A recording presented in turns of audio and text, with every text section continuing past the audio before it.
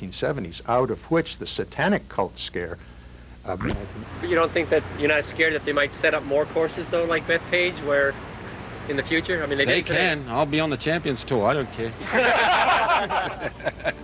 Nick Price with high praise for both the champion Jim Furyk and the venue, Olympia Fields. Nicky finishing at even par. Coming up, we will hear from Jim Furyk. Tiger Woods sums up his tournament, and Stephen Leaney, his best major to date, and it's a life-changing event for the Australian. Stay with us. We're back to Olympia Fields after a short break.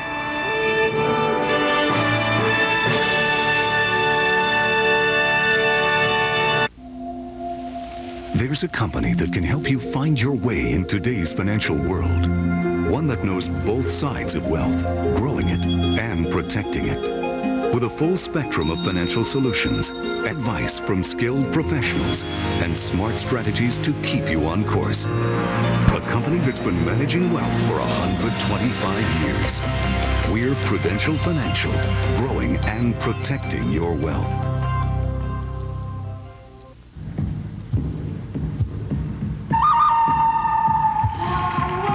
This is the guy I was telling you about. Let's see what the kids got. Yeah, kids today, they're soft.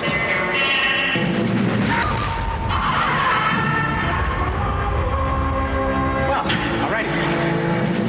Not in this lifetime. Buick. Always has been, always will be. I see dead people. The official car of golf. Child is invited to experience the joy of competition at the 2003 U.S. Kids Golf World Championship. State qualifying tournaments are being conducted this summer all over the country for boys and girls ages 12 and under. State champions will advance to the 2003 World Championship at the Golden Horseshoe Golf Club in Williamsburg, Virginia. For more information, call 888-3US-KIDS or enter online at uskidsgolf.com. Welcome back to the 2003 U.S. Open News Conferences. Here's your host, Mike Riggs. Well, Mike Weir certainly gave it a good run. The Masters champion, obviously the only player with an opportunity to win the Grand Slam this year. Had a terrific weekend. Now just think about it. Mike's first round ended on the front nine here at Olympia Fields on Thursday with 2 consecutive double bogeys. He was just one of 4 players who finished this championship under par. And yeah, it's easy to say if not for those 2 holes. Well, but of course it is a 72-hole championship, but nonetheless a terrific outing for Mike Weir. Here's what the Canadian had to say after he was done. Good out there today. Golf course played like I'm sure the USGA wanted it to play all week. Played very firm and fast. The wind swirling around. The green's getting, you know, that kind of baked out look to it a little bit. So played very difficult out there today. Did you look at the board much? Did you see you were? Yeah, you know, early on especially I was looking to see what kind of start the guys got off to, and as I said, I was telling Bob Costas in there, I said if I felt like if I could get to 6 or 7, maybe 7 under today, you know, you never know what might happen. But Jim's just playing, you know, Jim Furyk type golf. He's playing steady. You know, he's even par today, which is good playing out there, really good playing. And I don't see him faltering at all. I mean, when it's all said and done, you know, maybe I could have, you know, shot 4 or 5 under today, but it wouldn't made much of a difference. Mike, on 17, were you trying to bounce it over the bunker there? Yeah, I was trying to just bounce it up, you know, trying to bounce up the neck like I did yesterday. Right. You know, I hit, yesterday I hit a good shot and bounced too hard and ran all the way to the back. Today I felt like I hit it even better, you know, a little bit higher with a little softer touch to it, and it hopped a little right and would have been fine, but it was, my stance was awkward, plus the ball was sitting, it was almost like in a little hole. It was just really nestled down in there, so. How about that shot at 8? Walk us through that great escape at 8. Oh, 8, yeah, that was a really good shot. I had trouble lining up on that tee for some reason, and I blocked it out to the left, and had a bit of an opening, obviously, around the left, but I had to hook it pretty good. And, you know, off it, you know, it was kind of a hard-packed lie where everybody was standing. Usually it's tough out of a hard-packed lie to get that much height on it, and just caught it perfect with a little draw in there. Would have been real nice to make that one. 150 or so? It was about 52, 53, something like that. Hit a 9-iron. Mike, you started out, you know, on a day when most people felt the course was as forgiving as it was going to be. And you started out, you know, 3 over par. fact that you were able to come back and get into the red numbers and finish in the red, I mean, you feel all in all pretty good about the tournament? Yeah, I guess given the way I started the week, I mean, it was not too bad. But, you know, there's still aspects of the game. Obviously, this week I'm going to look back and say, if I could have done this a little bit better, if I could have putted a little bit better, maybe the first 3 rounds today I putted pretty well. I didn't have as many chances yesterday. I had a lot of chances and didn't convert them, but that's golf, and I always look back. You talked about having perhaps maybe over-reading or not reading the putts well yesterday. How about today? Did you feel you were at least reading them well? Yeah, I putted well today. I felt like made a number of nice putts. Like I said, it was tough to make. I felt like it was easier to make putts yesterday compared to today. Today the greens were really slick and fast and in some really tough pin positions. So I would say I felt like, yeah, I just rolled it better today and saw the lines a little better. Mike, you're in the top 5 in the 2 majors so far. Yeah, I mean, I'm playing good. I mean, playing well. You know, I would have liked to just been a little bit closer starting today. That would have been, you know, 2 or 3 better. But still not a bad week. Mike, it appears Jim Furyk is going to win this championship. Your comment on him joining you as a major champion? Yeah, it's fantastic for Jim. You know, he's been such a good player for a while out here now, and such a steady player. And you know, I'm sure going into this week he had a lot of confidence. He's been playing very well, and you know, to be 10 under par out here is tremendous golf. We could talk all I want about my golf, but Jim's you know, done the job this week, and he deserves it. And hopefully he polishes it off here in the last 3 holes. What's he going to feel on that green in 20 minutes or so? What's he going to feel on He's going to feel, you know, I don't know. You know, I think, you know, a flood of emotions is probably going to run through him. I mean, it's an incredible feeling. I'm really happy for him, and as I said, you know, it's not over yet, but you know, it looks like he's going to be in for quite a night tonight. Masters champion Mike Weir and U.S. Open champion Jim Furyk, both born on May 12th, 1970. Anybody else out there with that birthday heading to the British Open? We're heading to a short break. When we come back, Stephen Leaney, the runner-up in this championship, will be in the media center. We'll listen in. Stay with us, everybody.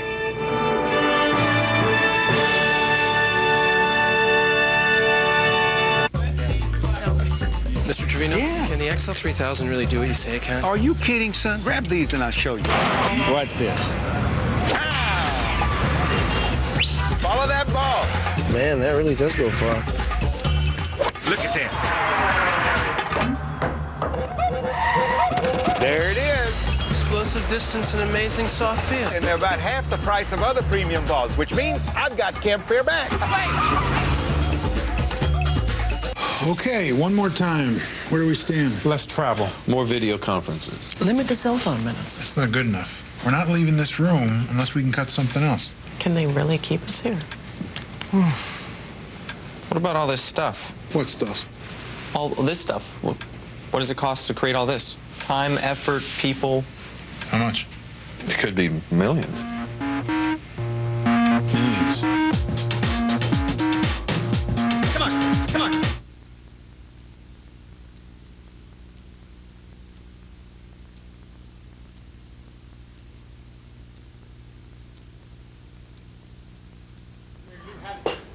Stephen Leaney now joins us in the media center, the runner-up at the U.S. Open. And then on 8, he hits the ball right, and it looks like it's going very right, and then it ends up kicking left, and he's got a putt for birdie. Did you get the sense somewhere that maybe it wasn't going to be your day, just based on the bounces he was getting? I didn't really think too hard about it until about the 17th hole, when I realised that I really didn't have a chance after 17. But those are the sorts of breaks you get when you win tournaments. Obviously, I've had breaks like that when I've won tournaments, but you try not to dwell on it too much. But you know, but to be fair, he's played well all week. I mean, I don't think he won because he had 2 good breaks. You know, I mean, but obviously those sorts of things don't help. I guess the putt on 2 was a big one because I made birdie, but I guess 5 was key. Because I really thought he was going to make bogey from where he hit it, but you know, that's what you do when you win Opens. I mean, I've had my fair share of pretty big saves this week, and I guess that's also kept me in it as well.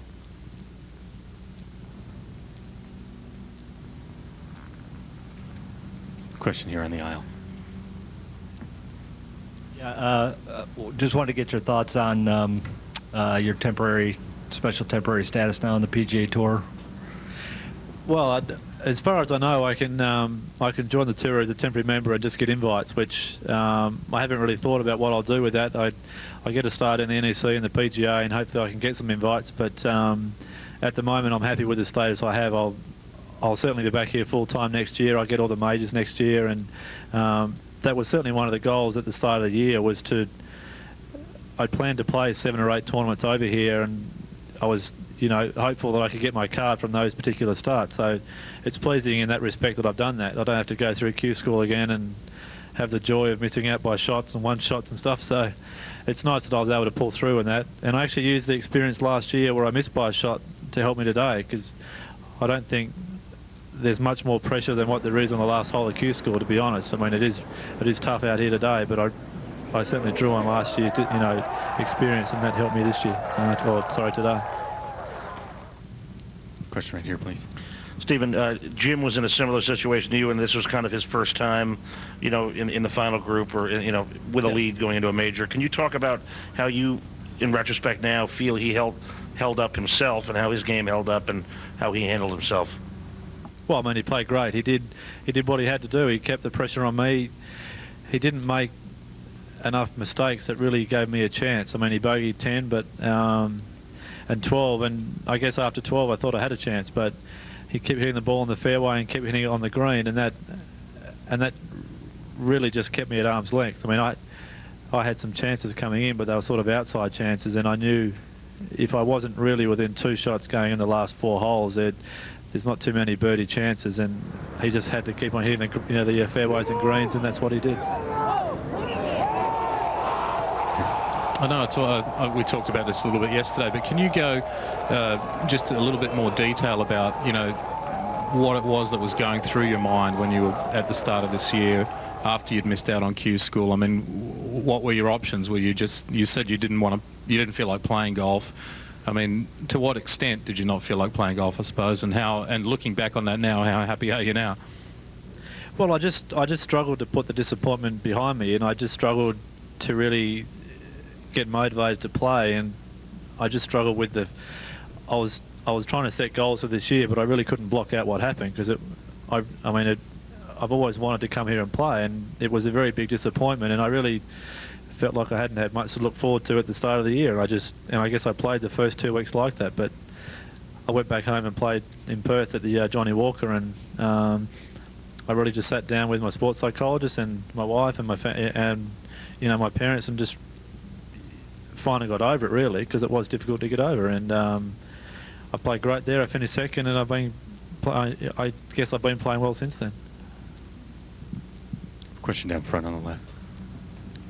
I wondered what it was like for you, knowing you had to make some birdies, and Jim, all he had to do was sort of make pars. I mean, is it frustrating in a situation like that? Can you be more aggressive, or what can you try to do? It's a very difficult golf course to get aggressive on. I mean, I tried to be as aggressive as I could. I just didn't execute the iron shots on 7, 8 and 9 particularly. I didn't hit a great shot to 10, and I didn't put the ball in the fairway on 11.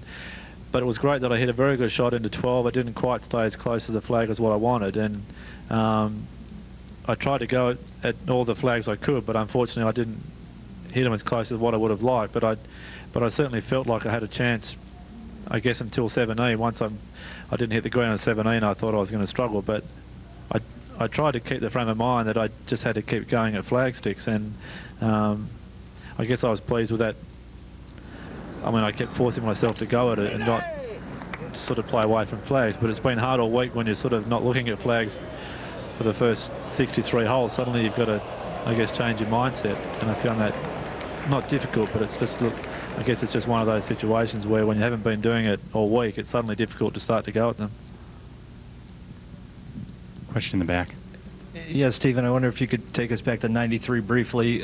What was the condition that led to the removal of your 2 ribs, and just maybe talk about, looking back from there, could you have seen back then the progress you could make? Oh, well, I had a viral infection that I caught in Asia, and it caused my blood to thicken up. And I have a condition where my first rib which runs below your collarbone, is very close to my collarbone, and once I lift my arm up, it cuts the circulation off in my vein and artery, and that caused a blood clot. And the doctor said the only way to really alleviate the problem was to cut the rib out. So he just cut one rib out, which is below my right collarbone. I have the same problem in my left side. That one hasn't been cut out, but there's also a chance that one could clot up in the future. But I haven't really had any side effects from it. It just took a long time to get over it. I didn't play for nearly 6 to 8 months, and it took maybe a year to 2 years to get my game back and my confidence back. But the doctor also said when I first was diagnosed with it that he said you probably won't play golf again because of the way it's going to affect your shoulder. And that I'd only been a pro for 10 months. Obviously it wasn't the best news he wanted to hear, but I was certainly wanted to prove him wrong. And I think I said yesterday that it was probably a fairly good thing to happen to me at the time, because I'd been playing in Asia and in Canada and hadn't really been working as hard as what I probably should have been, and it just showed me that I'm fortunate to have the gift that I have. And I don't always think about it, but if I start to get lazy, or things don't go your way, or you get sick of travelling, I guess it's just one of those things that I look back on and I just appreciate how lucky I am to be doing what I'm doing. Stephen, congratulations on your fine play this week. We look forward to seeing you here next year. Thank you. Stephen Leaney, who started and finished the final round 3 strokes back of Jim Furyk, had 6 bogeys on his card and 4 birdies. That adds up to a 2-over par round of 72. We're going to take a short break, and when we come back, you will hear from the man, the champion, Jim Furyk. Stay with us.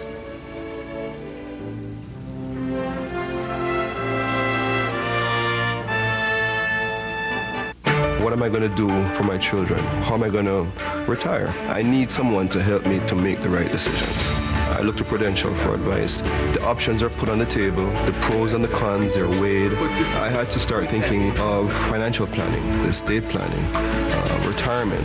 Prudential Financial can help you grow and protect your wealth. Knowing that the rock is behind us has given me that sense of security. Let's circle back to Cincinnati with those figures. I'm worried about that. Oh, no. It's off? Okay, I'll be right there. Guys, I gotta go. You think we can achieve substantial market penetration in the Pacific Rim? That's awful. Really sorry, but I have to go. The new Boxster.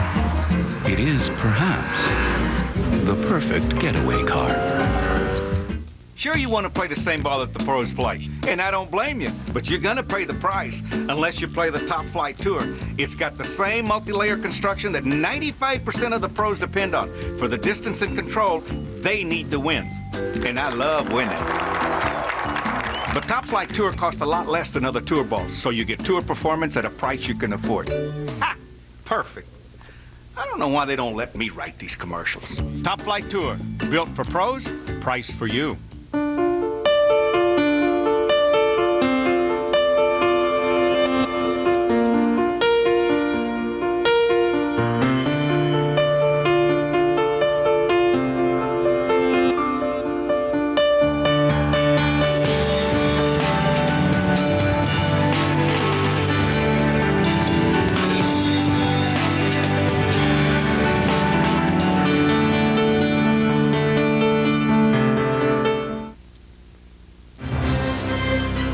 Welcome back to the 2003 U.S. Open News Conferences. Here's your host, Mike Riggs. Well, to say the least, it was not a terrific weekend for the 2002 U.S. Open champion Tiger Woods. You may recall on Thursday he opened up with a round of even par. Then it looked like Tiger was back shooting 66 on Friday, but then over the weekend it was rounds of 75 and 72. Tiger finishes 283, 3 over par, and a tie for 20th. Here's what young Mr. Woods had to say after he was done. Yeah, because I hit a, yeah, it was a little bit, because, I hit a good shot in there. It's not too often you rip back a pitching wedge dead downwind off the green at a U.S. Open. But that's what happened, and I thought I made the first putt. But then I hit a terrible second putt and a terrible third putt. But luckily I hit the fourth putt right in the middle. Yesterday you were saying that you couldn't read the greens, you were coming up a little short. Today it seemed like you had the right distance, but you kept going wide. Were you misreading or were you just misspoken? No, it's just I had a tough time getting the speed right this week. You know, when people don't realize the greens are pretty grainy out there. There is a lot of grain on the greens, and you know, the putts uphill are so slow, the putts downhill are extremely quick, and you know, it's tough to try and gauge when you know you're putting across slopes and stuff like that. I never hit it close enough where I had a lot of makeable putts, so consequently I had a lot of lag putts, and that's one of the reasons why I couldn't get going, because I never hit it close enough. Kind of saw the U.S. Open course, I guess, today, huh? Yeah, it's the first time we got, you know, the dry fairways and the greens are starting to firm up. They're not extremely firm yet, but they're definitely a lot faster because they are dried out. Are you still playing next week? Yeah. How difficult is it in such a draining week to come back and play in a, just a regular tour event after playing in the U.S. Yeah, Open? it is tough. You know, I've done that before. I played I think at Congressional, then I played Westchester. I think I might have done it one other time, but it's awfully tough because you're a little tired and more emotionally spent. Physically you're fine, but emotionally you're a little tired. If you had a say in it, would you come back here as a U.S. Open venue, give this place another shot down the road? If it was dried out and how they played it today, I think you would have seen the scores where the USGA would want to have them.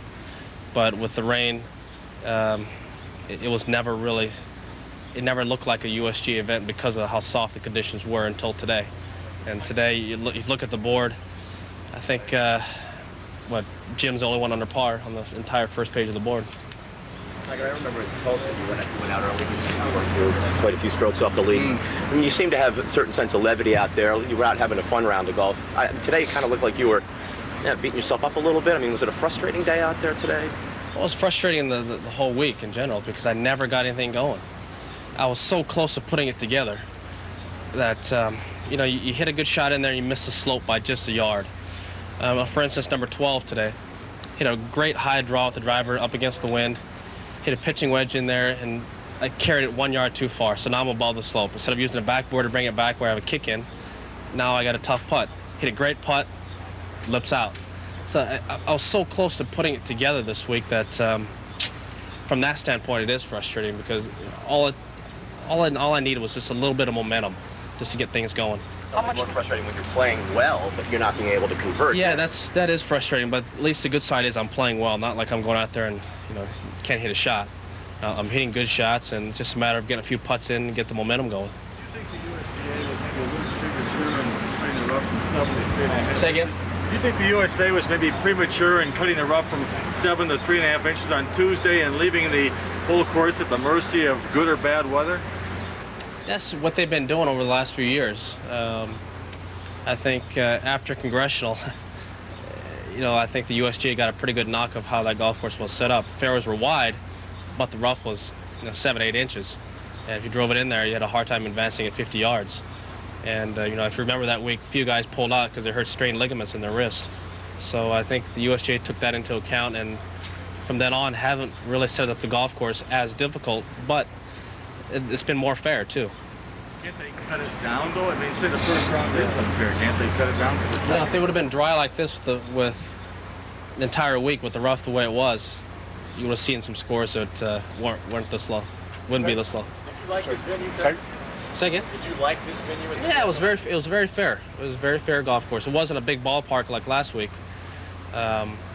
This is a golf course we had the shape shots, and then, you know, the golf course was very fair this week, and the USGA did a good job setting up the golf course for what they had.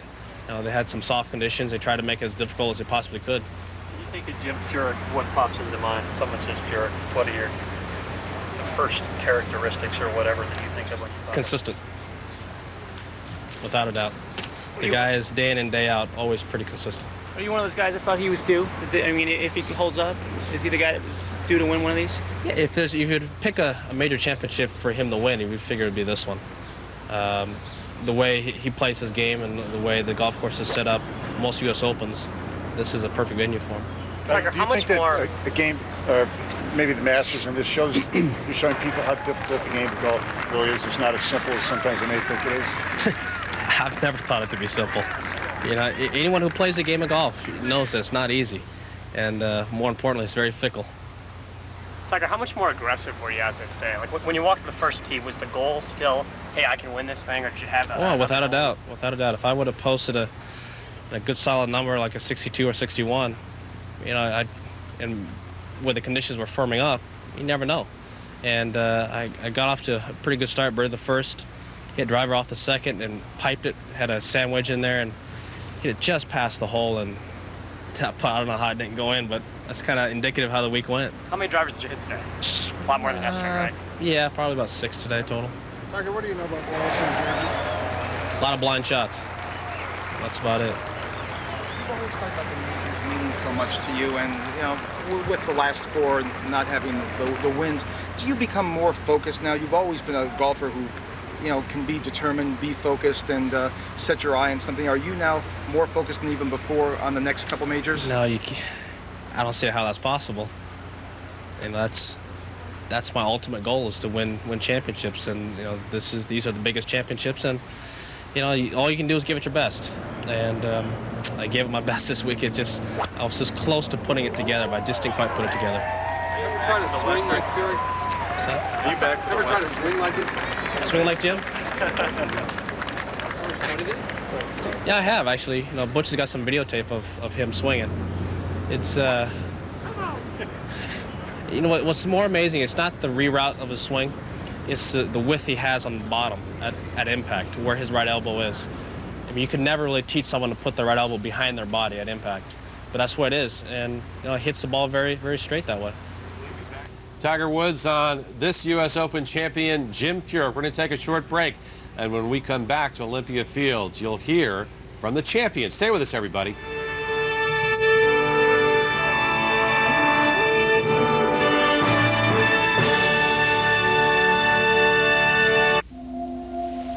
There's a company that can help you find your way in today's financial world. One that knows both sides of wealth, growing it and protecting it. With a full spectrum of financial solutions, advice from skilled professionals, and smart strategies to keep you on course. A company that's been managing wealth for 125 years. We're Prudential Financial, growing and protecting your wealth.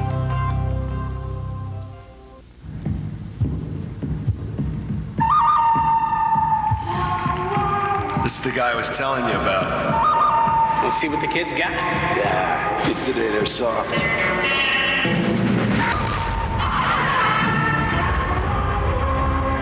Well, alrighty. Not on this lifetime. Furyk. Always has been, always will be. I see dead people. The official car of golf.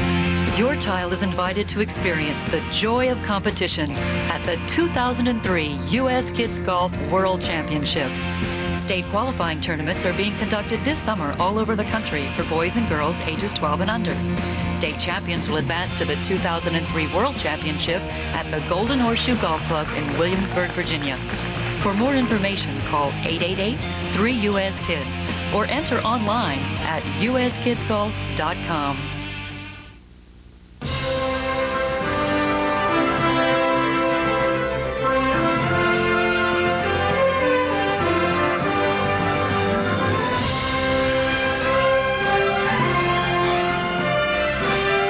Hi, I'm Steve Sands in our Orlando studio. You are watching the Golf Channel's special primetime coverage of U.S. Open Week. In a minute, we'll get you back out to Olympia Fields for more of Sunday's news conferences. And later in the evening, Craig Can will host a sprint postgame. But up next, an expanded hour-long edition of Golf Central. Jim Furyk, now a major champion. Highlights from the final round will show you how Jim got the job done. Tiger Woods did not become the first man to win back-to-back U.S. Opens since Curtis Strange in 1988 and 89. Trip Keeney accomplished an impressive feat at this year's U.S. Open, and Hanukkah fans in Ohio enjoyed some free golf. That's all coming up on Golf Central, but now it's time to get you back out to Olympia Fields for more of Sunday's news conferences.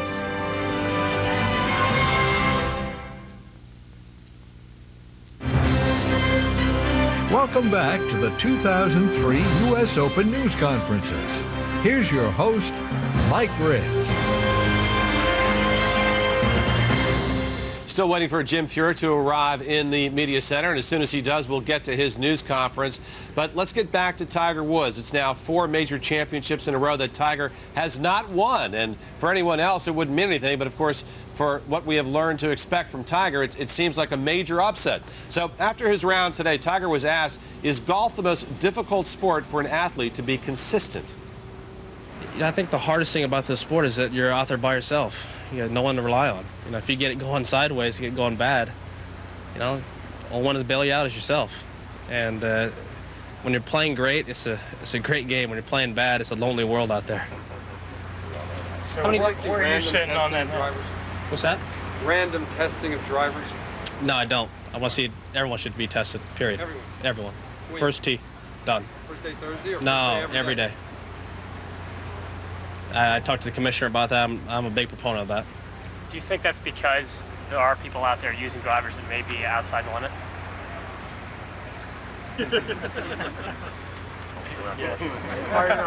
Are you pleased with your equipment? Do you think that was a factor anyway this week, one way or the other? No, I hit the ball well. I just didn't make any putts this week, Jerry. You know, it was, you know, when you're not hitting the ball with the right speed on it's hard to gauge the brakes, and that's basically what it ended up being. Yeah, I did. I hit the ball pretty well with it. It's the same thing always, you know, with me behind me. It's always I'm getting stuck. You know, it's not like I have a severe over-the-top slice move on it. You know, if anything, my body outraces my arms, and consequently the club drops behind me. And it's a matter of me matching up, and I match up, and the ball goes pretty straight. No rub from your knee anymore. Is your knee completely No, healed? it's not quite there yet, but it's getting there, and I'm seeing progress in it, which So is good. on a scale of 1 to 1,000. It's getting better. How about that? You said, you know, if you put 62, 61 up, was that number out there today in these conditions?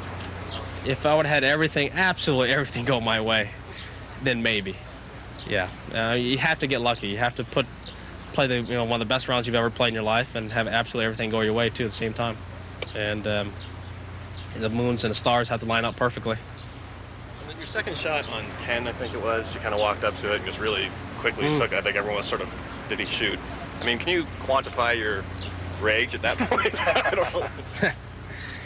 I couldn't hit it as far as I could hit it. I mean, there's nothing I can do with that lie. If I could probably carry it 80 yards, it would have been a great shot. So I was perturbed. Have you ever thought, have you ever had the, well, this is a stupid question. Have you ever thought the hell with this? We've all been there. We've all been there. Do you get a sense that the galleries were really trying to, you know, get you juiced up again, get you fired up? Oh, the galleries were extremely supportive today. I mean, they were great. You know, they were. It was nice to have, you know, that type of positive feeling from them. And they wanted me to play well, and so did I. You know, it was nice. You know, especially you know, after what happened yesterday, I didn't get it going, and I played poorly, obviously. It was nice for them to give that kind of support. Sometimes, maybe some of the issues yesterday, do people expect too much from you? Do they sometimes not understand certain things? Why you can't win, you know, every major, that type of thing? Are there too high expectations put on you sometimes? I think so. I think, as I said, you know, this week in a press conference, is that, you know, some of the good shots I've hit weren't really that great, but you guys made them out to be.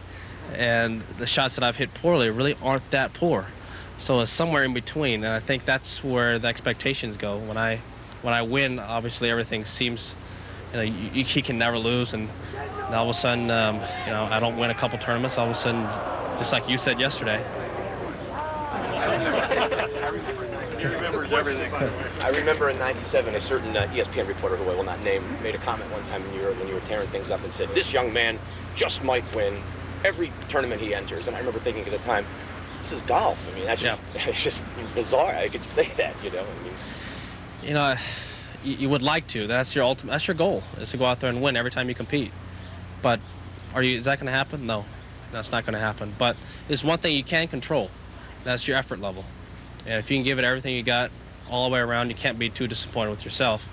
You know, I'm a little bummed out the fact I wasn't able to stay in contention this week, but it's all I had this week. I gave everything I got. What'd you give your dad for Father's Day? Hmm? Your dad, what'd you give him for Father's Painting. Day? What? Kind of a landscape, mountains, trees, meadows. Huh? A local artist. Tiger, it's a true test. Would you rather have a course set up such as it was for Olympia Fields this week, or more like spectate? Which do you prefer? Like this today, not the first 3 days, but they didn't have a choice. They tried to dry out the greens the best they could, but when Mother Nature intervenes, that's all they can do. Not even the USGA can control Mother Nature. Tiger, were you ever disappointed with your effort level going back in amateur days, professional days? I was disappointed in some of the mental mistakes I would make, but not my effort level. My intent was there, but it was heading the wrong direction. There's no lessening of desire then. Still, I mean, we see Pete Sampras just saying he doesn't have the desire anymore, Mark. Well, he's at the end of the road. His body's, got to that point when that's the end of the road for tennis players. You see the same thing happen out here for a lot of players around 45, 46. At the time, your family, your kids are in school and you want to spend more time with them, or they're, like for instance, Mark, my buddy Marco, his kids are old enough where, Sean started playing more golf now. He wants to spend more time at home playing golf with him, and you're at that stretch where you're not able to do the things you were able to do when you're 25 and 30, but you're too young for the senior tour. If you choose, that going to cost you? Family and kids and everything, you think it would change your... I think so. There's no doubt about it. I think it would be more than anything, it'd be hard to prepare for events because your focus is somewhere else. With your family, you want to see them succeed. And when it comes right down to it, your success is, minuscule compared to your success of your kids. But at your point, you have to be selfish in a way. I mean, to be a champion. You have to be to a certain extent, and everyone, including who you're with, your wife and your kids and all your friends, have to understand what it takes for you to achieve, and it's not easy. It takes a special group and a special person to be with you through all that. Do you see yourself being out here when you're 45, 46? Hopefully, if I'm physically able to do it, then I would love to be able to do it. Tiger, is your hunger staying the same, increasing, decreasing, would you say? I hate to say it, but I think it's increasing. Because as I'm going through, and playing more golf, I'm finding more enjoyment out of hitting, better golf shots and learning more things. And there's no substitute for, you know me, Jaime, since I was a little kid. What I like to do is go out in the evenings and play 6, 9 holes, whatever it is, by myself, and that's when it's the coolest, because you're able to hit some of the interesting shots and pull them off, and that to me is so much fun. To be able to try that in a tournament situation, there's a certain rush to that. You see yourself with wife and kids? Huh? Ever see yourself with a wife and kids? Definitely. Looking forward to that. Any idea when? I'll let you know, all right?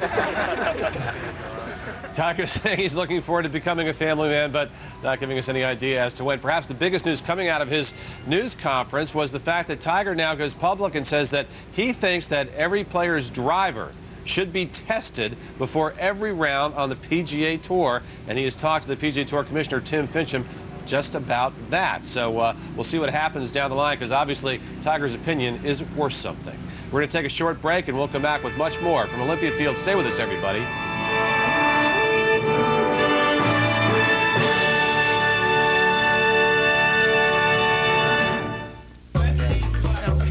Mr. Trevino, can the XL3000 really do what you say it can? Are you kidding, son? Grab these and I'll show you. What's this?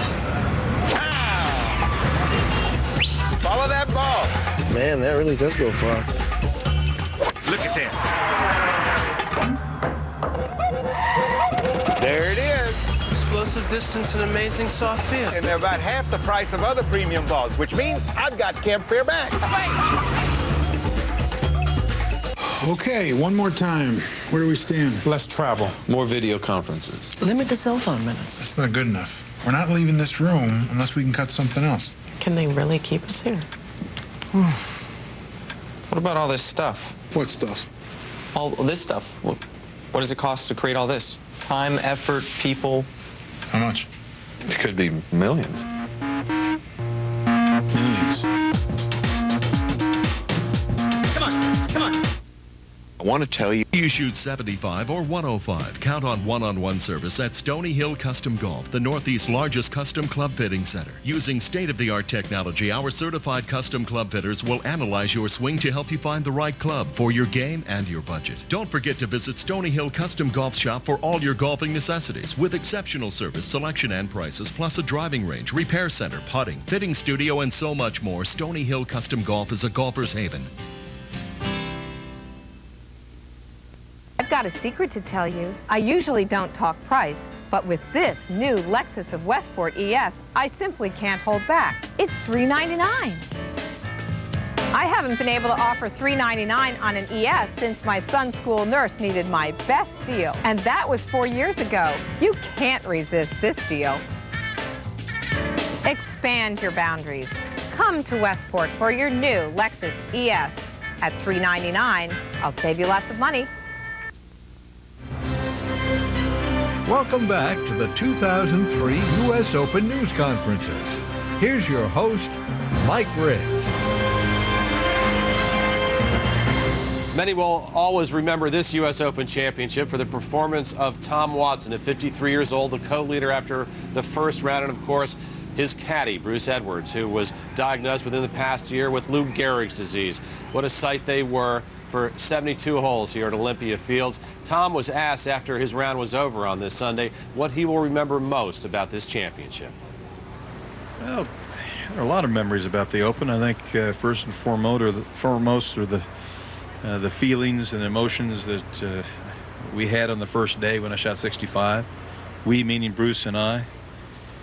The magical moments of leading the U.S. Open, and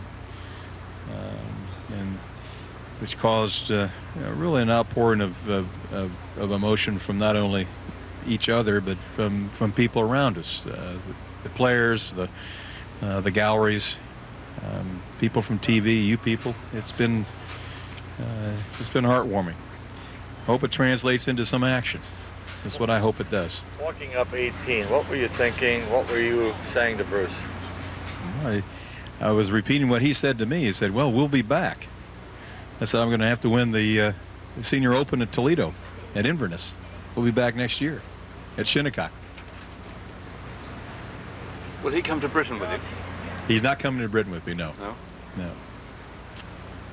No. Part of the problem is his hands, when they get cold, they cramp up on him. Yeah. It could be cold. Yeah, could be cold. Yeah. Do you think this week playing so well to get the door down? Maybe. Makes for a good story, doesn't it? Tom, in light of the message you've been able to get out this week, do you look at this as almost your most important performance in the golf course, having this showing this week? Well, because of the emotion, I have to put it right up there of what it meant to help get the message out about ALS. Yes. And there's more important things than playing golf for a living. You have your life on the line, when you have friends' lives on the line. People are not your friends, and people are strangers who have lives on their line with this terrible disease. And that, I think we did make a, we did bring some awareness to people who hadn't heard about ALS and understand, and we made, I think we made them understand that this is something that needs people's support, more support. 1982 U.S. Open champion Tom Watson. He says he didn't play nearly as well as he had hoped, but nonetheless a very special week for him and his good friend Bruce Edwards. We're going to take a short break, and much more is on the way, including the champion at Olympia Fields.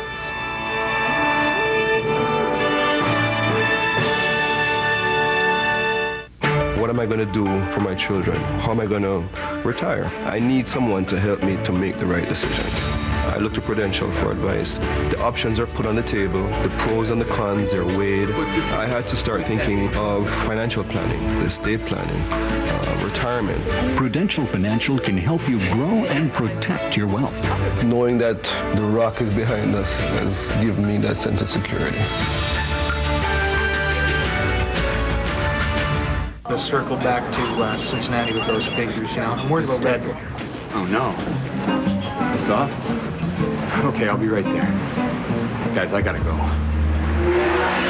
You think we can achieve substantial market penetration in the Pacific Rim? That's awful. Really sorry, but I have to go. The new Boxster. It is perhaps the perfect getaway car.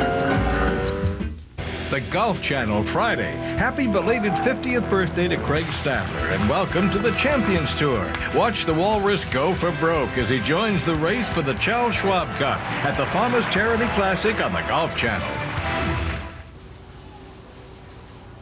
Those two holes. The champion Jim Furyk running through his card from his final round. I played 6 textbook with a birdie, hit driver and a 5-iron to you know, kind of the front center of the green.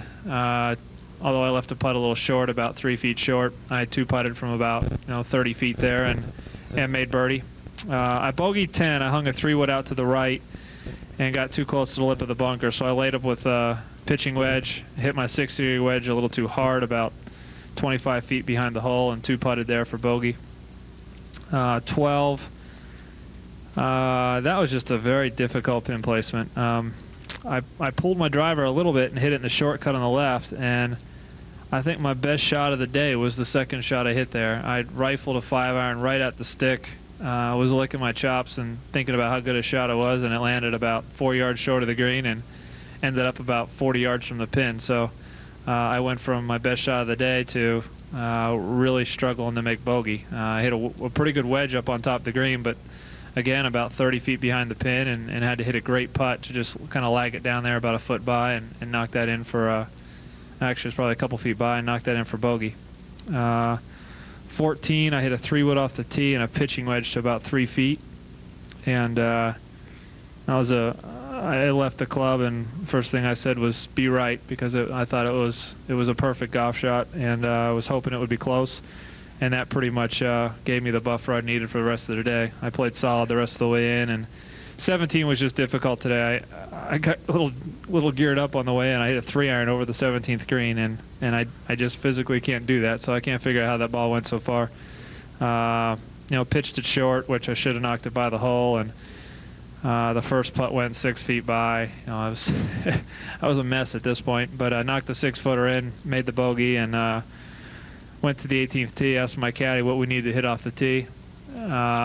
I was thinking probably like a lofted fairway wood, but he thought about it for a while, said 3-iron. And I thought, you know what, that's a heck of a play. I couldn't believe how far the 3-iron went, and I ended up hitting 3-iron, 7-iron on the back of the green. And from that point on, kind of lost it emotionally. Just the concentration was gone. I knew that I could pretty much do anything on that green and still win the golf tournament. So I knocked the first putt pretty far by, but had an uphill coming back and just couldn't even focus on the second putt. Just wanted to get the golf tournament over with and win the tournament. Come right down here in the front. Here's the microphone. Jim, yesterday you had talked about sleeping on the lead and coming into today, and you said you're just going to kind of follow the same routine. How much tougher was that than you had expected, or was it pretty much what you had expected? Well, it was a little tougher than I expected. I was a little nervous Saturday, but I definitely found a way to blow all the time in the morning. I was able to sleep maybe a little bit longer Saturday morning. The time seemed to float away a lot easier. Today, the worst part about today was a 3 o'clock tee time. And waking up at 8:30 this morning and trying to figure out what I was going to do to kill time until 12:30, 12:45 when I went to leave for the golf course, and that was a long 4 hours this morning. So that was the worst part of the day, really trying to figure out how to. I watched a movie this morning. My daughter was running all over the place, but pretty much I was quiet, and think my family sensed that I was a little tight this morning, and no one really said a word to me, and that was probably all the better for me because I was pretty nervous. Let's go on the aisle, Melanie. Jim, can you put the emotions that you were feeling coming down 18 into words? The whole part of me just wanted to stay focused the whole way. I just didn't want to get ahead of myself. Didn't want anything funny to happen out there, and really, I really didn't lose any concentration or lose my mind frame until I hit my second shot in 18, and then at that point, you know, I think I really felt like I felt like when I woke up this morning that I felt like I was playing good enough, and I really felt like I was going to win the golf tournament. And then once I hit my second shot in the 16, and Steven had missed the green, you know, I was thinking, you know, all right, you've won this golf tournament. Let's just keep your head in it, play smart the rest of the way in. And but I really didn't lose my focus until that I hit 7-iron in 18. It was probably, now that I think about it, it was probably a darn near a 200-yard 7-iron by the time it was over with. I lost it at that point, and emotionally I waited for my caddy so we could walk up together, and it's a wonderful feeling, people cheering for you, a dream coming true, and it's an awful nice feeling having a 4-shot lead. I've never done that before, where I could just kind of coast in and smell the roses along the way. Right down front here, please. Jim, is it true that the Bentonardi putter that you were using this week is a prototype that's manufactured only a few minutes away from here? That putter was put into your hands Monday morning by Bob Bentonardi? And second of all, yes, it is. What percentage of Bentonardi putters do you now own? What percentage of Ben? You know, I've never putted with a Bentonardi putter before this week, and I've had a long relationship with Strata and Ben Hogan, and Ben Hogan bought Bentonardi putters earlier this year. I've been working with them a little bit. You know, I needed to find a new putter this week, and I liked it for alignment purposes. It has a big line on the top. I gave it a try, and I was in there working with Bob's rep all week, just making little adjustments, tinkering it, getting the lie, the loft, getting everything sitting just right. And I felt like Wednesday night I was real comfortable with it, and I putted very well with it this week. Made some key putts and some great putts, and it's kind of an interesting story that, you know, you put a club in your bag on, you know, for this week the first time, and you know, your putter's probably your most important club in the bag. So you know, to turn around, I didn't see Bob today, but I saw his rep, and I yelled over to him, "Baby Ben," because I think that's what the prototype's going to be called, and he just had a big smile on his face. Take a question here, please. Ed. Jim, your dad was outside said this. You've been on Ryder Cup teams, you've been on President Cups teams, you've won tournaments. This win completes your career. I mean, do you agree with that assessment? I'm not retiring or anything, but yeah, I think to this point, your first win is always a special moment. My first professional win was on the Nike Tour, and that was a really special moment. Winning my first tour in the tournament on the PGA Tour in Las Vegas was very special. And then I thought the most excited I had gotten ever in my professional career was probably the Ryder Cup at the Country Club. Just, you know, what a great comeback, and kind of coming from nowhere to win that tournament. And this certainly ranks. This is. It's hard to, you know, try to rate where everything sits or falls, but this is the most special day, and this means the most to me right now. Let's go right here in the center. Jim, is it hard for a grinder to appreciate his own accomplishments because they come so hard, and even in the hour or so since this is over, has it begun to sunk in how much you have accomplished? Well, no, it hasn't sunk in. I'm elated and overjoyed at the moment, but no, it hasn't sunk in. All that goes with it, you know, what to expect for the next couple of weeks or couple of months. None of really what winning the U.S. Open has sunk in. I'm excited my name's going to be on that trophy. It's always going to be there. I can't take it off once they engrave it. So, yeah, I'm really excited. But I don't know if it's any harder for me to appreciate because of the style of play I have. But it'll be something I'll sit down 40 years from now and think back. It'll definitely be the best part of my career playing wise, the best part of my life golf wise. This day will be the best part of that. Question in the back, Doug. Jim, did you consider yourself among the top echelon of players, and do you think winning this U.S. Open and the way you won it will change the perception of how you look at yourself? I have confidence in myself that that I was capable of winning a major championship and winning this tournament. Do I consider myself a top echelon? I think a few guys have separated themselves from the field. You look at a guy like, obviously Tiger Woods is the best player in the world, and then you look at Ernie Els, Phil Mickelson, and there's maybe a select few, a handful of guys that have maybe pulled away from the field and separated themselves because of the major championships they won or because of the amount of tournaments they won. I consider myself in the next level of players, and I have a lot of confidence in my ability, or I wouldn't be able to do what I did today or this week. What was the second part of that question?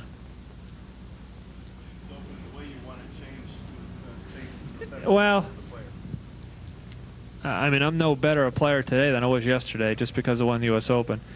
But this is definitely you hit different levels and different steps in your career, and it's a big step forward today to, I always felt I had the game, but now I've proven it to myself, and so I think not physically, but mentally, it's a big step as far as, I should be able to use this experience for positives in the future, and if I don't believe in myself right now, I never will. So I think from a mental standpoint, it's definitely a big step, and I'll even have that much more confidence in myself. Question over here on the left. Jim, can you just talk about your father's contribution in the sense that he had you putting left hand low all along and also never wanted you to change your swing? Well, I've talked about this for the last hour as far as, having them here, having my wife here, having my daughter here, having my mother, my father on Father's Day. Those people have made a lot of sacrifices for me and done a lot for me along the way, and this is a team effort, and being able to share that with them later on this evening is what's so special. From the golf standpoint, having my dad here this morning, I had a hard time telling him Happy Father's Day because I knew I'd get choked up. I knew it would be a big day, not only for me from a career standpoint, but I knew he's going to be out there, my mom's going to be out there, my wife's going to be out there, and it's got to be harder on them because they can't hit a shot. At least I calmed down today when I got to the range. I got to start playing golf and hitting balls and loosening up, and I'm just, they had another 5 hours worth of nervousness. So, what I've done as a person and as a golfer, I owe to my family. They've done a lot for me, made a lot of sacrifices for me, and allowed me to be here. And it's a special moment. He's always been my teacher. He's taken a lot of criticism along the way that I never heard, because no one's going to criticize a junior player, but he took a beating as my teacher and teaching me my swing, and me making it on tour was kind of his validation, and this is just a step forward that something we can share together. Another question here on the left, please. Jim, I know you said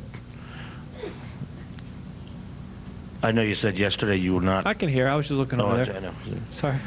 I know you said yesterday you were not consumed by winning a major, as a lot of players are perceived to be.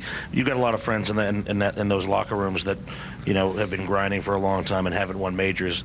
Now that you have one, even though it's you haven't had a lot of time to think about it, is there any relief at all? What now that you have that under your belt, is there a sense that you can go on and maybe win more? And I was never consumed by it. No.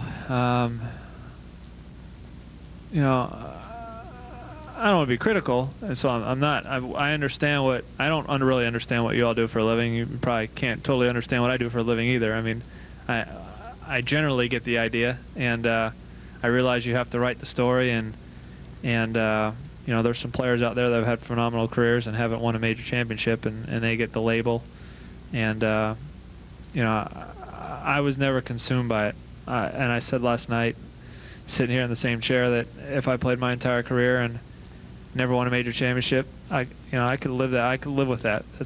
And I meant it. You know, I work hard.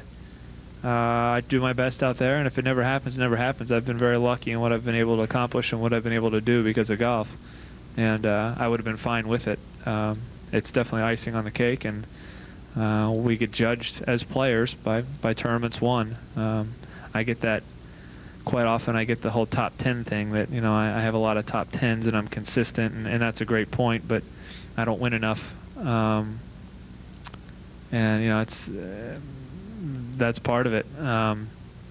You can bet I'm not out there trying to finish 5th every week. I'm trying to win golf tournaments, and ultimately I'd give all those top 10s away just to come out here and win the U.S. Open. You better believe it, or to win any golf tournament. So ultimately we get judged by tournaments won and major championships won, and that's true. You know, you finish 5th every week, it's great, but winning the golf tournament's what we're all trying to do, and I'm thankful that, you know, this week was my week, and today was my day, because, you know, I got a lot of great breaks early on, a couple good bounces. Things just fell into place for me this week, and I think that's part of it. I played very, very well. I had a lot of control over my swing and my emotions this week. I hit the ball where I wanted to. I knocked in some great putts, but you know, ultimately I got some great bounces along the way too, and that's part of it. Here on the aisle, please. Jim, it seemed as if the galleries were really behind you this week. I heard a number of calls today, like, Jimmy, it's your time, blue collar Jimmy. Did you hear that kind of stuff? If so, do you think it helped you at all? I didn't hear the blue collar Jimmy. I definitely was claimed a lot this week. My dad grew up in New Kensington. I heard, you know, do it for New Ken. I'm a Steeler fan and spent some time in Pittsburgh. I heard Steel City a lot. I heard Lancaster, where I grew up, Manham Township, where I went to high school. Today was the first time I ever heard my hometown, which is Ponte Vedra. Arizona, where I went to school. I was claimed by a lot of people today. Westchester, where I was born, that's about the 7th one. So I was claimed by a lot of people today, and felt a lot of, for better words, I felt a lot of love from the Chicago crowd. And maybe part of that was being the only American, you know, at the U.S. Open in contention, playing against, although I really don't consider, you know, Vijay Singh's a neighbor. Nick Price is a wonderful person. You know, Stephen Laney, this tour has become so worldwide now that I really don't consider foreign players and American players, because, you know, a lot of those guys are my neighbors. But I think the fact that being one of the only American players in the field, you're going to get, not in the field, but in the last few groups, and with a chance to win the golf tournament, I think you're going to get a little extra support and a lot of people cheering you on. And yes, the Chicago crowd was definitely behind me today, and I felt a lot of support out there over the weekend. A question here in the center. Jim, can you talk about the woman who approached you on 11 and how you didn't let it become a distraction the rest of the way? My back was turned when she, I don't know how she got out there or ducked the ropes or whatever. My back was turned. The only thing I heard was a fan yell out, "You've got to be kidding me." And I thought that was strange, that, you know, what's going on. So I immediately looked to my playing partner to see if something had gone wrong or if he had done something, and Steven just was looking behind me. He had a blank stare on his face. And when I turned around, she was right there in front of me, 6 feet away, trying to hand me a flower. So no, I didn't really, you know, it's more than anything, it's an embarrassing situation. You're on national television with, you know, a streaker trying to hand you a flower. You don't know how to react to that. You know, I didn't want the flower. I just, you know, I'm trying to play golf, focus. You know, it was more of an embarrassing situation. I think, unfortunately, you know, at that point for me, the fortunate part was I had a little tap in for par. and I had about 5 minutes to prepare for my next shot. So it wasn't like a distraction or, there's no way it was going to bother the way I played. Steven had a pretty important putt at that time. They had to kind of calm things down, and while he was reading his putt, it may have taken a little time before he got ready. So it may have been a distraction to him, and it may have cost him maybe that putt. I don't know. That's the only fortunate part about it. Right down here in front. Fluff said you were more relaxed this week than he'd ever seen you. Why was that, and how big of a factor was that for you this week? Did you have a sense that something big was going to happen this week? Not after the first 9 of my Thursday round, but coming in this week, I was pretty relaxed. I didn't put a lot of pressure on myself. I wasn't hitting the ball as well as I would have liked to on the weekend before coming here. Monday, Tuesday, not great. But every day I just kept improving, kept getting better, and my whole goal is I talked to my wife a couple of times last week, Thursday, Friday, and I talked about winning the golf tournament, and I really I've had such a good year, and I've had some confidence in my game. I really wanted to come in here not focusing on playing well. I wanted to come in focusing on trying to win the golf tournament and what I needed to do that. And in the past at the U.S. Open, I played a bad round at Pebble Beach. I played a bad round at Southern Hills. I played a real bad round at Bethpage for the last 3 Open championships. And I let the conditions, I let the course setup, I let things bother me, and I didn't play well because of it. And I came in here this week knowing that I would have to improve on that if I wanted to play well this week. That I felt my physical part of my game was in pretty good shape.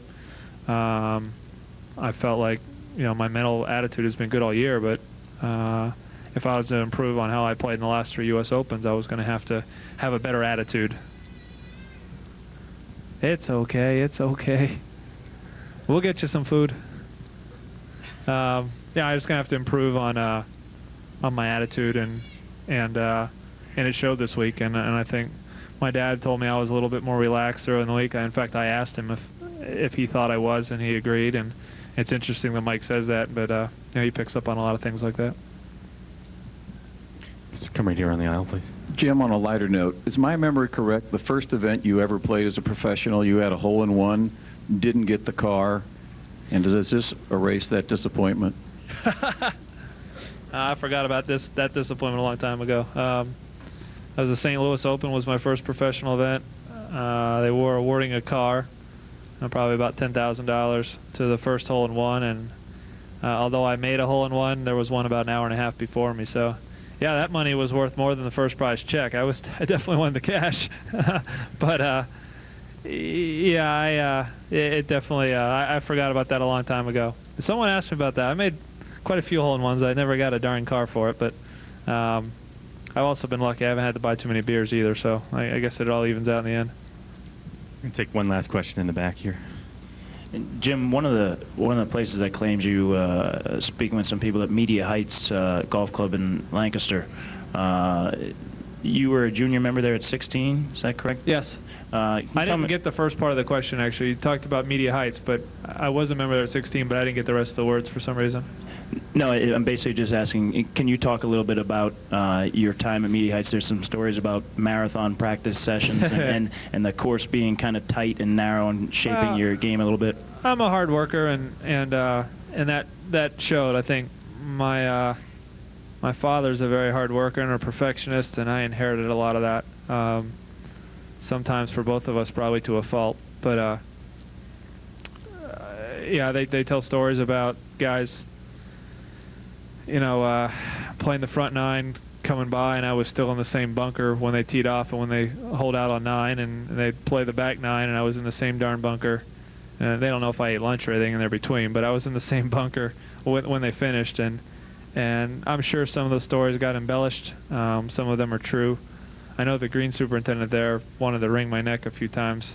He never caught up with me, but I putted from the same spot on the greens. I'd wear holes in the green from standing there so long and hitting putts and practicing. But it was a nice opportunity. It was a great club. They allowed us to join for dirt cheap as a 16-year-old, where my parents didn't have to be members. Gave me a great practice facility. It was a relatively short golf course, but it was manicured very well, and you did have to manage your game well around it to play it. So I definitely learned to, for the last couple years of high school, I learned to play around that club quite a bit. Jim, congratulations. Thank you very much. I appreciate it. Welcome back to the Golf Channel's special coverage of the U.S. Open Championship and the Saturday news conferences.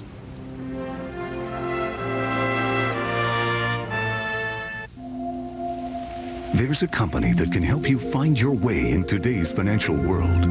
One that knows both sides of wealth, growing it and protecting it.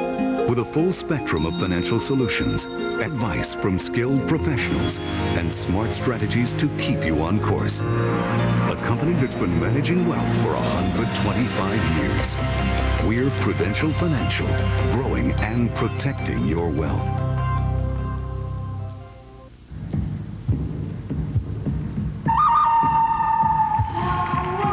This is the guy I was telling you about. Let's see what the kids got. Yeah, kids today, they're soft.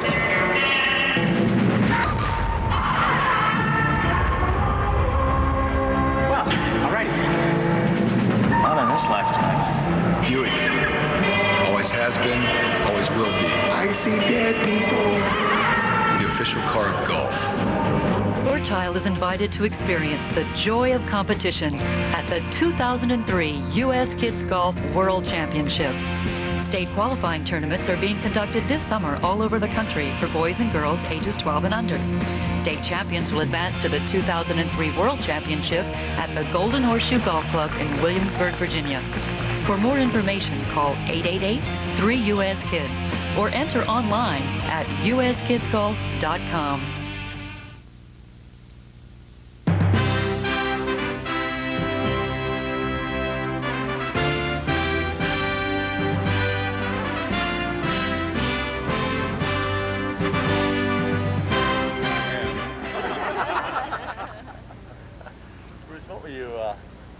Thinking and talking about with Tom walking up 18?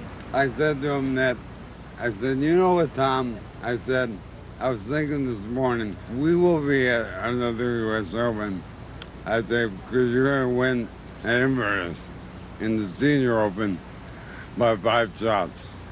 If you win in the Senior Open, you get back to the U.S. Open. That was what I said. Did you kind of soak up the moment?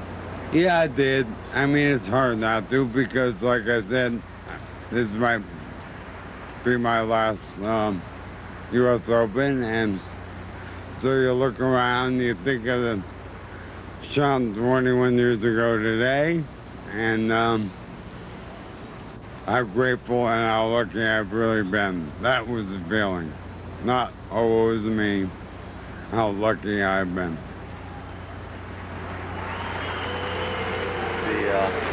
I think the galleries feel lucky too. I mean, they were wonderful. They really were. They all week long, they by yelling my name, made me feel really good, and it showed that people are really deep down are nice and genuine and caring, and you can't ask for more than that, in my opinion. Bruce, there's been a lot of talk about how Tom has supported you. How about your fellow caddies, especially this week? How much more have you heard from them this week? For 30 years, this has been a neighborhood, a big traveling neighborhood. And I've had some really good friends over 30 years. Some have left to pursue a normal job.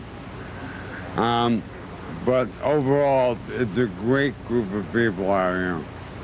And when I was first diagnosed, my phone rang off the hook for weeks on end with people saying if there's anything you need, or, you know, and I don't mean to downplay that. That was sensational that they cared that much. And now that I'm dealing with or over the fact that I've got what I've got. Now it's time to move on, and we're going to focus our attention on research, dollars for research, to try and find a cure. Because like I said, there are a lot of people that have it a lot more worse than I do. And they're the ones that should be thought about, not just me. If I'm going to be a spokesperson for this, then fine. But I've seen with my own eyes what this disease does. And if I could wave a magic wand over my head and sound like this, and still be able to talk and walk and move, I would be truly, truly blessed. Do you think that this week was meant to be with everything You that know, happened? I do. I really do. I think what he did in the first round, there was a reason for that. And like I said, the bottom line is to get the word out about ALS, DDF, a wonderful group up in Boston that is trying to find a cure for this. Unfortunately, like Tom said, the numbers aren't overwhelming, and that's why the research, the government doesn't pour millions and millions of dollars like they do AIDS or cancer. But you ask any family member whose daughter or son or brother or cousin has this, they want to find a cure, because it eventually it kills you. There's no ifs, ands, or buts. Unless you are really, really lucky, it kills you. Bruce, having been in the bag for Tom at Pebble when he won his Open, Norman, what do you look back on as maybe your best moment as a caddy? The day I walked up to Tom and said, "Hi, I'm going to be out here for a year. Can I caddy for you?" And he said, "Well, I'll let you caddy for me this week, and we'll take it from there." And here we are 30 years later.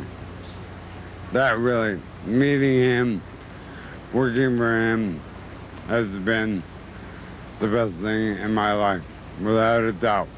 Without a doubt, he is the best thing that ever happened to me. And I told somebody on Thursday that if someone said to me, "You know, we can do this all over again, we're gonna get ALS down the road, will you do it?" I'd say, "You bet." Every time. I've been really lucky. Bruce, what did it mean to you to have your wife here today? She said you called her and kind of wanted her. She is not only my love of my life, she is also my interpreter. She is my voice. She is my strength. I mean, she has said a lot of things to me in private to keep me going. I feel sorry for myself, and convinced me that if I use this podium properly, that other people might be saved, even if I'm not. I mean, down the road, who knows how long. Down the road, somebody's going to be spared by this cruel disease. And but I'm happy to do that. I'm happy to have it. I'm happy to get the word out. And she has been my pillar. Believe me. Okay? Best wishes to Bruce Edwards and his family. Congratulations to Tom Watson. And of course, a special congratulations to the U.S. Open champion Jim Furyk and his family. A very special Father's Day for the Furyks. Coming up on the Golf Channel, relive the day on Golf Central, and then more analysis and features coming up on the post game. Thanks for watching, everybody. I'll see you soon right here on the Golf Channel.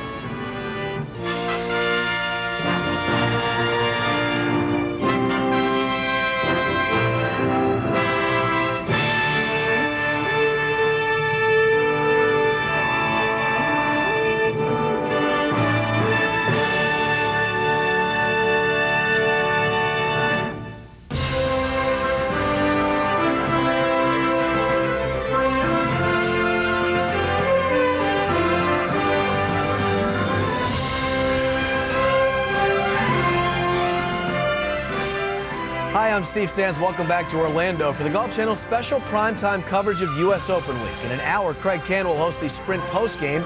Brian Hewitt, Mark Live, Peter Osterhaus, and NBC's Mark Rolfing will be alongside for analysis and insight.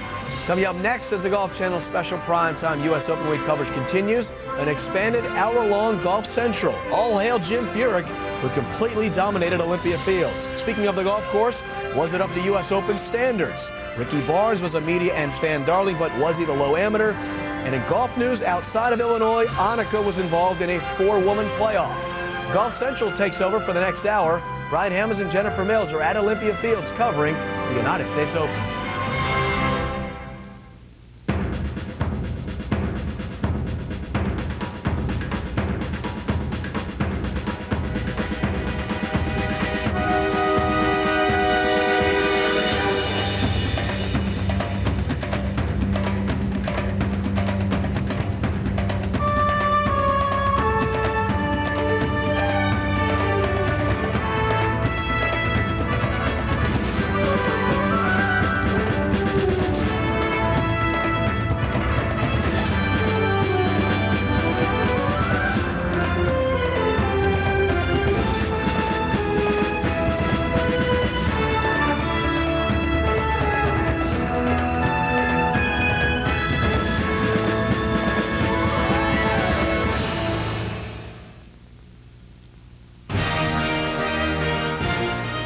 Golf Central is proud to present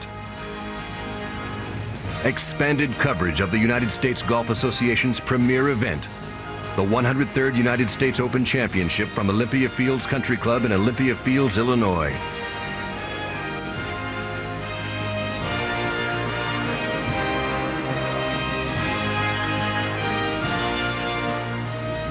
And hello and welcome to this Father's Day edition of Golf Central. Along with Kelly Tillman, I'm Vince Cellini. On a day when Mike Furyk may have been thinking back to a time years ago when he took some grief regarding his teenage son's unorthodox swing. How's that swing looking right now? And how would it hold up in one of the 4 most pressure-filled final rounds of the year, Sunday at the U.S. Open Championship? Jim Furyk entered this week as the 10th ranked player in the world, but a 3-shot lead through 54 holes at the 103rd U.S. Open Championship placed him on top of the world. After 32 career major starts, Furyk finally nabbed a 54-hole lead, but the only lead that really matters is the one at the end. For the first time in 9 tries, Furyk had a legitimate shot at the title, U.S. Open champion. We begin on the front 9 that has been so good to Jim. Warming up on the range, Nick Price at 5 under. Vijay Singh also at 5 under. They're playing together. Stephen Leaney playing with Furyk at 7 under and 3 off the lead. Of course, Furyk hugging his father, who doubles as his instructor on Father's Day, a tender and touching moment, but there was work to be done. We begin with Tiger Woods, the defending champ, at +1. That's for birdie. Tiger had 2 birdies and 6 pars in his first 8 holes. Here's Tiger at 2 under on the day at the par 4 9th for his 3rd par in a row, and it doesn't happen. He has more coming back for bogey. That kind of week for Tiger as he doubles number 9 and goes out in 36. Meanwhile, Vijay Singh, after bogeying 4 of his last 7 on Saturday, needed redemption to start at the par 4 2nd for birdie. Vijay Singh is 6 under and 4 shots behind Furyk. To Nick Price on the same hole, he birdied this in round 3. That was for par. Price drops a shot. To Vijay at the par 4 3rd after laying up from the rough his 3rd shot. It's bunker bound. Vijay would make double bogey and go on to have 7 bogeys over his next 9 holes. Exit Vijay, exit everyone except the final pairing. It came down to 2. Here's Leaney at the 2nd after bogeying the 1st to drop a shot. At -6, he makes up for the 1st hole. He would birdie to get back to within 3 of Jim Furyk. Jim parred the 1st hole, but his drive on 2 found the rough. So this is to save par. He's calling this brand new putter the Baby Ben. He put it in his bag on Monday morning. Furyk keeps his 3-shot lead. Later at the 4th, Leaney for birdie. It's the first time he's birdied this hole in the tournament. Leaney gets back to -7. Meanwhile, Furyk at the par 4 5th. A breaker to save par again. Is this your week? Furyk, 5 pars in 5 holes to remain at -10. This is USGA golf right here. More Furyk at the par 5 6th, his 2nd shot. This ranks as the easiest hole on the course this week. Furyk finds the green, something he's done quite often this week. He would birdie from there. He birdied this hole in every round. He moves to -11. Then Stephen Leaney at the par 5 6th, putting for eagle, trying to put on some pressure. The big bird doesn't drop, the little bird does, and he remains 3 back at 8 under par. Back to Furyk. After Leaney bogeyed number 7, a little luck from Leaney, a little luck from this kick. His second shot from 168 cozies up. He would make his par, Leaney would bogey again, and all of a sudden, Furyk's headed to the back 9 with a 5-shot pad. He's halfway home to his national crown. He's 11 under for the championship and 11 under on the front 9 for the week. Could Leaney produce any back 9 magic to put pressure on Jim Furyk? He's 3 under on that stretch for the entire event. Furyk even on that stretch. Vince takes it from here.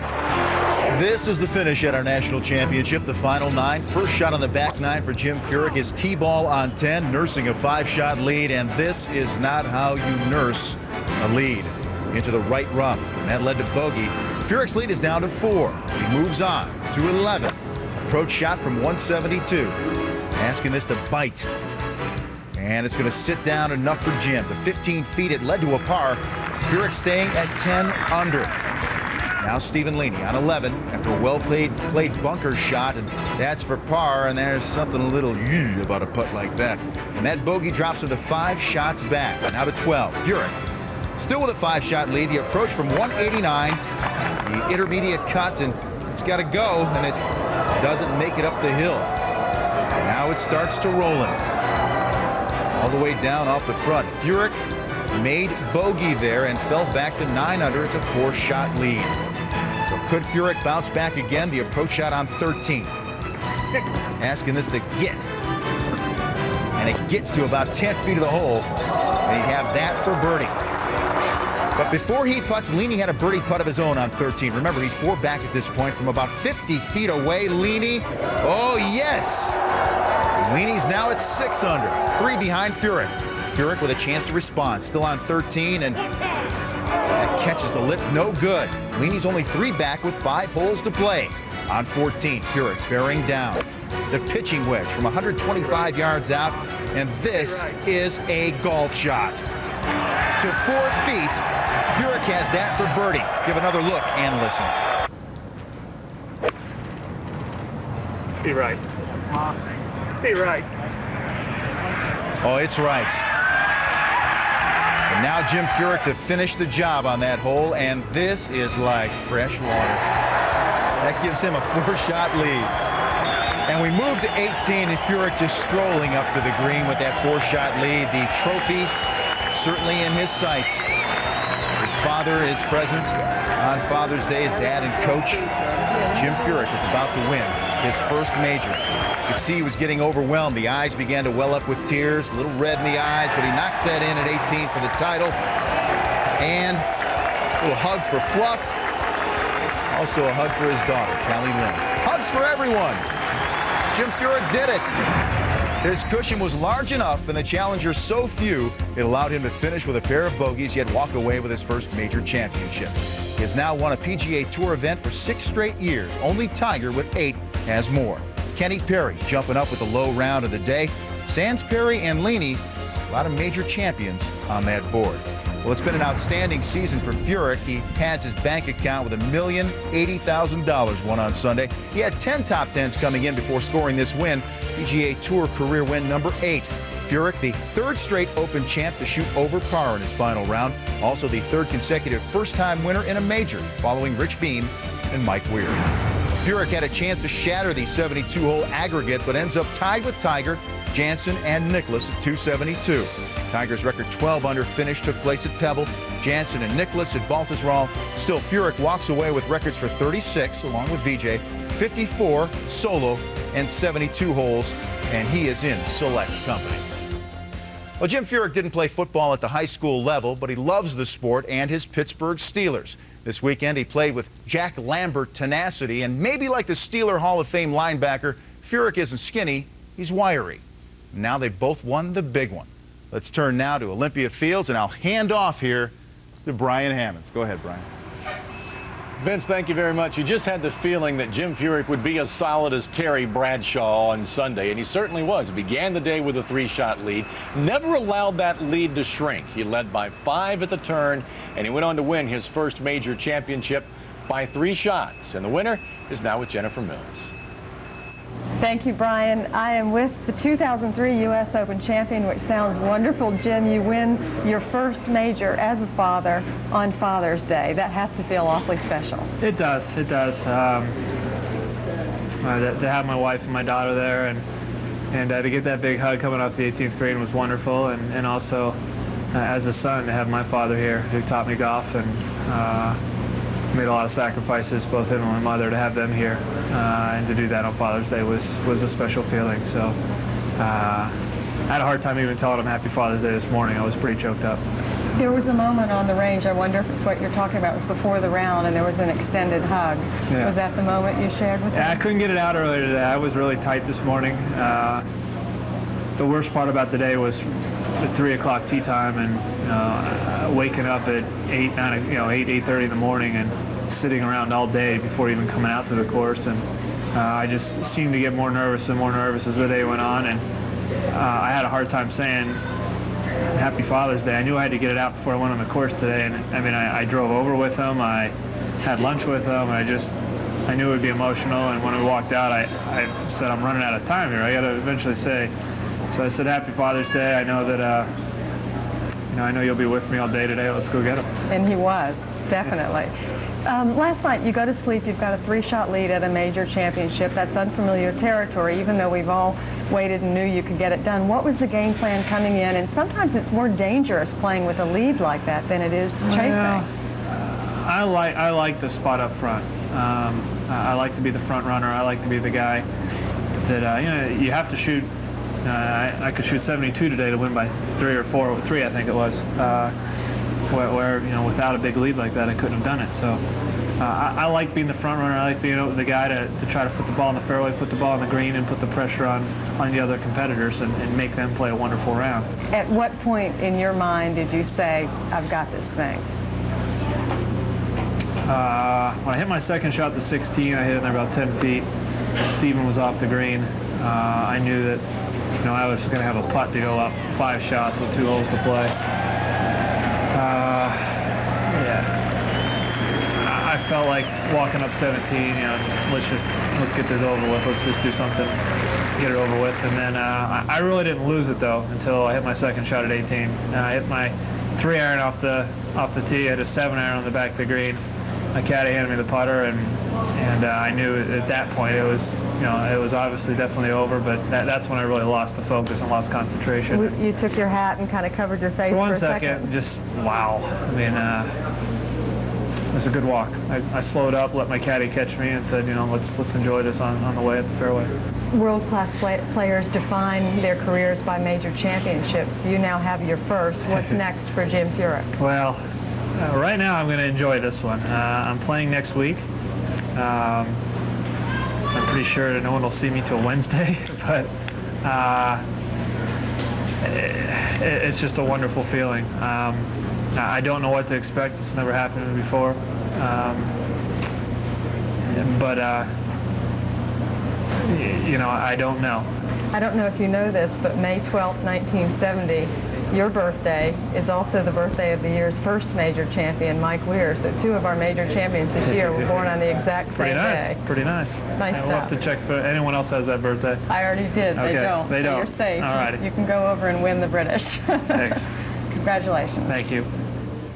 If anybody else has the birthday May 12th, 1970, maybe they should be made the early favorite for the British Open. Well, Stephen Leaney came into this week not necessarily looking to win the U.S. Open. One of his goals was to earn enough money to earn his PGA Tour card. Well, after finishing in 2nd place, he's now done that.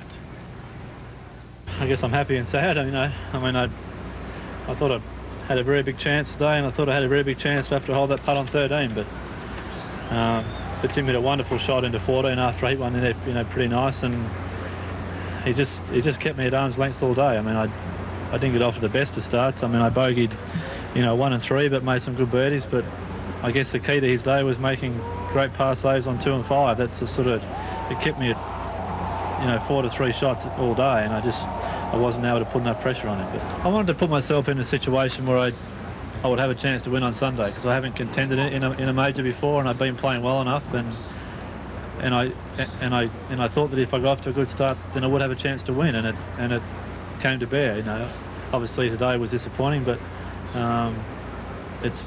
it's a proof to myself that my golf game's good enough to handle the pressure and handle the situation. So, you know, next time it comes about, hopefully I can draw on this experience and it'll help me in further years. I mean, I've had a wonderful week. I've achieved a few other goals this week. I've got my US Tour card for next year, which is what I've always wanted, and I get the Masters, and so I guess there are good things to come out of it. But obviously, I really believed after 13 that I was actually going to win. I thought I could really bring it back, but it just wasn't to be. When we come back, we'll hear from some other players who enjoyed a successful week, and we'll tell the amateur story. But right now, let's get you back to Orlando and Vince Cellini. All right, thanks, Hammer. Furyk's win comes in his 32nd appearance in a major. Some have waited over twice as long with no payoff. By number of majors, 49-year-old Jay Haas tops our list with 72 tries. Scott Hook right behind, 65. Phil Mickelson dropped to 0 for 40 in majors as a professional, which gets you to thinking about Tiger's 8 majors in just 26 appearances as a pro. Notable performances in the 103rd U.S. Open Championship begin with Justin Rose. He records his second career top 5 at a major. The only European holding a top 10 ranking in the world is Padraig Harrington. He topped 10s. Tiger top 20s. He had the same result at this year's Masters. Happy birthday, Justin Leonard. DJ Singh plummets to a tie for 20th with a final round 78. 53-year-old Tom Watson shares a tie for 28th with Bruce Edwards. Those first-round memories indelible. Sergio Garcia continues to search for the magic. Mark O'Meara shoots a pair of 39s. Fred Couples' back likely contributed to his final round blues. We're off to a break, but here's what's on the way. The reason why Tiger's roar has been more of a purr lately. One shot separated the low amateur race. Find out who won. Did Annika capture her 3rd consecutive crown? She had to beat 3 women in a playoff to do it. And hear the final word from the players on Olympia Fields. Was it a winner or a loser? Stick around. Golf Central, brought to you by Mutual of Omaha, Insurance and Financial Services. And by Pioneer Investments. Trust advice. Trust your advisor. To me, the McGregor brand means innovation, technology, and the pursuit of greatness. What does the McGregor brand mean to you? We're always looking for a competitive edge, and I feel like I found that with the V-foil technology. V-foil, unbeatable feel and distance control. With the V-foil and the perimeter weighting, you just watch it fly off that club face. V-foil technology is made for the higher handicapper, golfer looking to break 90. Is this diet? Yeah. I hate diet. You know I hate diet. And another thing, Hotshot, you've been dinking them out there lately. Dinking? Mm-hmm. Dinking. You ever think of going to a ball with a faster core for longer distance, like the Nike TA2?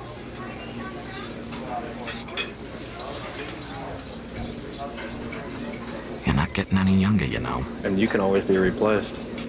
The new Tour Accuracy 2, a faster core for longer distance. We know you do it. You comparison shop. You come to Travelocity, you check out a fare, and then you run off and see if you can find it lower. But it's okay. We don't mind. You'll be back. Why? Because Travelocity consistently has the most low fares, making Travelocity the final destination for comparison shoppers everywhere. Right now, you'll find even bigger savings on flights, hotels, and more during the easy-going summer sale. Travelocity. Call or Seaside for details.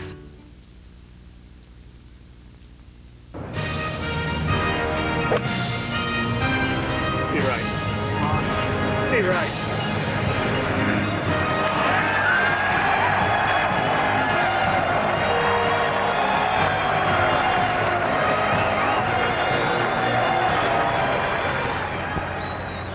Welcome back once again. I've slipped over from the clubhouse, and Jim Furyk's distance control and accuracy this week was remarkable. He finished the week first in greens hit, second in fairways. Awfully impressive. And when you do that, chances are you've got a good chance to win the golf tournament. For most players on Sunday, given the way the golf course was playing, Jim Furyk was pretty much out of reach. But behind Jim Furyk and Stephen Leaney, there was a lot of good battling going on. Let's now hear from a few players who leave Olympia Fields feeling pretty good about their week.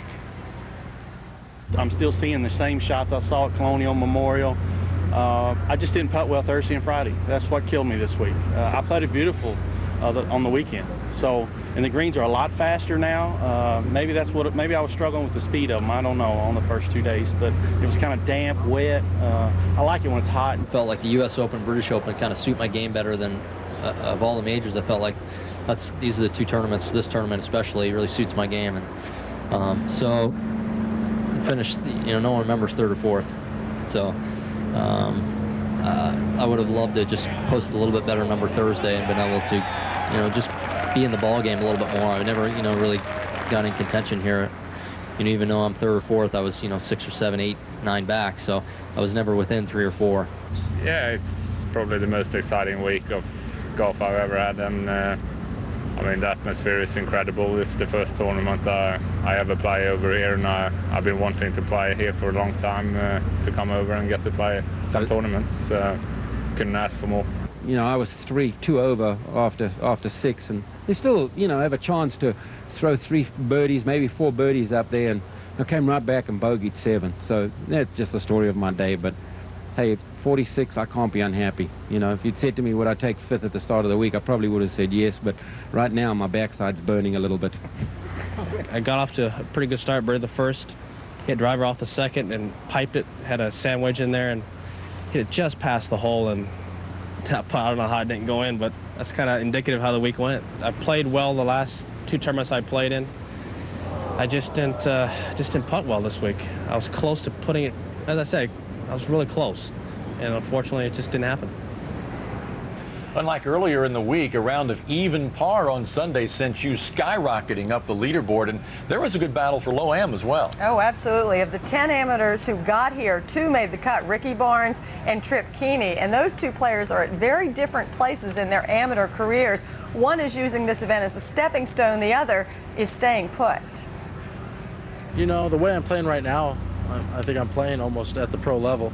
I have made 3 of the last pro tournament cuts that I've played in, the Tucson and the Masters and then here. So, every time you make it to the weekend, it's a good accomplishment. And, I think I need just to keep on getting used to it and have a couple better weekends, and we can get way up there. I went out there, enjoyed the day, played a great front nine. I could have shot 3 or 4 under and struggled a little bit on the back, but still a great time out here. Anytime you can play the weekend at a major, just makes it that much more exciting. Trip Keeney fired a 3-under par round of 67 on Friday, the lowest 18-hole score by an amateur in 27 years. On Sunday, the 31-year-old Texan needed to make this putt on the final hole to capture low amateur honors. Keeney edged out Ricky Barnes by 1 stroke. I've been so close to playing very well in a bunch of USGA events. Been second low amateur in the Open in '96, lost to Tiger in '94 in the finals of the amateur, and was medalist in the public links, and always kind of been right there knocking on the door, but I've never finished first in a USGA event. And granted, it's not first in the tournament, but low amateur, I get a gold medal, and I now have a gold medal to match my brother and sister, and nobody will ever be able to take that away from me. Keeney works as an equity broker for Legg Mason in Dallas. His plans don't include turning pro. It shows you that he doesn't play for money. It shows you that he just plays because he loves it. And he had, him and his caddy today had a big time out there. And but no, he's so talented. He could change the A to a P beside his name and do just fine. Money for me this week is irrelevant. I'm just out here, playing golf against the greatest players in the world, and fortunately for 1 week I get to see how my game stacks up. And by the looks of it, I'm glad I don't do it for a living. Tripp's sister Kelly, who was here earlier in the week, plays the LPGA Tour. His brother Hank, the PGA Tour. Both have won USGA events. Now Tripp has something to brag about as well. I don't think there's too many families that can say all 3 siblings have you know, have gold medals from the USGA, and now we're able to say that. I'd like to kind of finish the trilogy, as they say, off by winning an amateur or a mid-amateur, and then hell, I can retire after that. Congrats to Trip Keeney and to Ricky Barnes, who adds his name to this list. He is just the 7th player since 1980 amateur to make the cut at both the Masters and the U.S. Open. Best performance out of all of these players, Matt Kuchar in 1998, who finished T21 at the Masters, T14 at the U.S. Open. So accolades to both Keeney and also to Ricky Barnes, who will turn pro shortly after the British Open. We're going to hear a lot from Ricky Barnes after he turns pro, I think. Coming up a little later, Mark Lyle will join us for his thoughts on how this championship played out. But now let's get you back to Orlando and Kelly Tillman. Thanks, Brian. Thanks, Jen. 1998 was the last year that Tiger went an entire season without winning at least one of the 4 majors. At the time, he was grinding out some serious swing changes. Tiger has now gone 0 for his last 4 majors, and we can only speculate as to what is holding back the world's best player. Reasons we can't give you, but numbers we can. Tiger Woods for par. There's another 3-putt. I didn't hit the ball that poorly, to be honest with you. I hit some good shots, but I made nothing. And when you can't get, putts in to get any kind of momentum going, it's tough to shoot at a good number. It was the same story 2 months ago at Augusta. I didn't make any putts at all. I didn't make any birdies. And if I make my normal share of birdies, even par, 1 under par. Since turning professional in the fall of 1996, Woods has posted a score of 75 or higher at a major 8 times. Half of those rounds have come in the last year. 4 years after posting a 77 in the 3rd round of the '98 Open Championship, Woods shot 81 on Saturday at Muirfield, his worst round ever in a major. It was just blowing so hard out there that it was just difficult to stand. The ball's oscillating, the rain's blowing. It was just a tough starting out. And on top of that, I just hit poor shots. And you add that with the conditions, you're not going to end up with a good result. At the 2003 Masters, he had a first round 76 and a final round 75. Then came Saturday's 75 at Olympia Fields. No matter how good of shots I hit starting out, nothing went in. And, when that happens, I missed a couple par putts to compound the problem, and I could never get it back from there. It's not often the hole and Tiger don't get along. Tiger's tied for 20th this week, certainly not his best performance in a major, but also not his worst.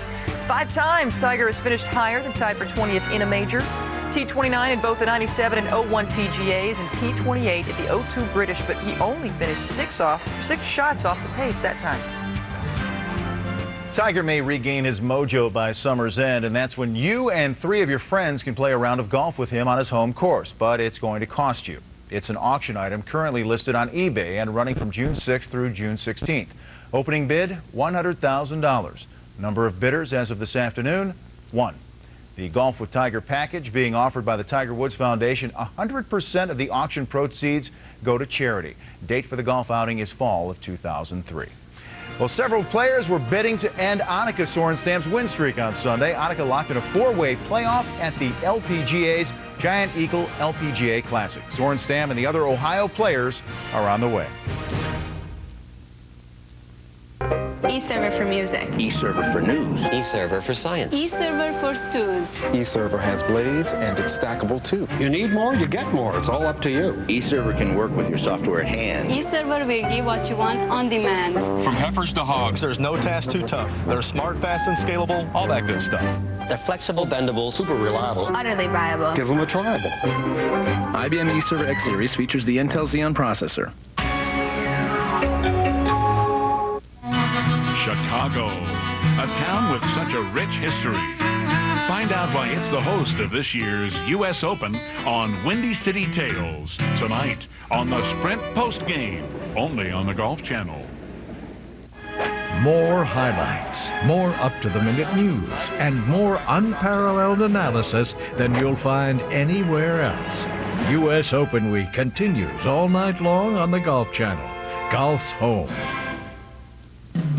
Brandon. You shoot 75 or 105. Count on one-on-one service at Stony Hill Custom Golf, the Northeast's largest custom club fitting center. Using state-of-the-art technology, our certified custom club fitters will analyze your swing to help you find the right club for your game and your budget. Don't forget to visit Stony Hill Custom Golf Shop for all your golfing necessities with exceptional service, selection, and prices, plus a driving range, repair center, putting, fitting studio, and so much more. Stony Hill Custom Golf is a golfer's haven. Thinking about getting a high-definition TV? Comcast Digital Cable is the easy way to get the most out of HDTV. Now available on Comcast High-Definition Television. See every bump on the ball, every beat of sweat, catch every detail of the NBA Finals in HD on ABC. You just can't get that through a dish. So get ready to experience all the excitement and intensity of the NBA Finals as you've never seen it before. All in Comcast Digital Cable. Save up to $250 with Comcast HDTV at Best Buy.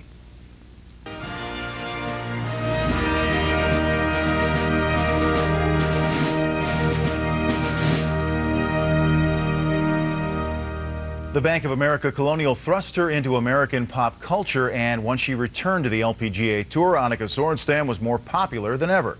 One thing did not change: her ability to win. Sorenstam coming off back-to-back victories, heading to this week's Giant Eagle LPGA Classic, and after a Saturday 65, it was on. It was so on. Somebody has a message for Tiger, and there it is. Jenny Rosales. Time for the lead on 18, and that goes wild out there. She joins Lori Kane and Annika at 12 under par. Now Rachel Teskey, 40 feet away, needs this birdie on 18 to join a playoff. And she knocks it home. Now we move into the playoff. And Annika, on the first playoff hole, that was for a win. No, the other's part, it goes on. Teskey now for her birdie on the third playoff hole and gets it. She wins the Giant Eagle LPGA Classic. I didn't really hit the ball the best on the first two playoff holes, but I said to my caddy, let's make the most of this opportunity for the third playoff hole, and I did. It was a great finish. My husband said, what do you need? I said, I need a week off. It's just, you know, do you have one of those in your pockets? It's just tough, but, you know, I'm worn out. I normally don't play 4 weeks in a row, so, and obviously I felt it today. So Annika got the pub, Lori King got the 63, but Rachel Teskey got the win. And Teskey now 4-1 in playoffs and won for the third time in 4 playoff meetings against Annika. 2 for 2 against Kane. Teskey's first win of the year and 7th career. Northeast Pennsylvania Classic Nationwide Tour overnight leader Omar Uresti's birdie putt on number 1. Second round was a washout. This is a 54-holer. He gets the -15 two-back of this man, Blaine McAllister. His birdie putt on number 1, putts lefty, swings righty.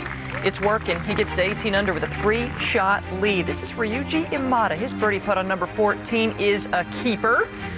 That gets him to 15 under and 3 back. More McAllister, his approach to the 14th. This man is a 5-time PGA Tour winner, and he's trying to get back to the place he calls home. Spins it back to a couple feet, and that gets him to -20. Pretty much closes the door right there, but after a bogey on 16, this is his approach on 18. The man is playing some good golf. He has that left for a birdie, and McAllister wants to finish up in style. He could 4-jack from here and still win this thing. He leaves it short, but, you know, it doesn't matter. Blaine McAllister wins the Northeast Pennsylvania Classic. Little kiss to the trophy. Despite 3 bogeys on his final round scorecard, Blaine claims his first Nationwide Tour victory. He hopes to get back to the big show. He was home there for 2 decades. McAllister and Bill Glasson combined for 12 PGA Tour victories. Glasson's your runner-up. They conquer the top 2 spots this week. Zach Johnson's inching his way to the top of the year-long money list. He ties for 3rd.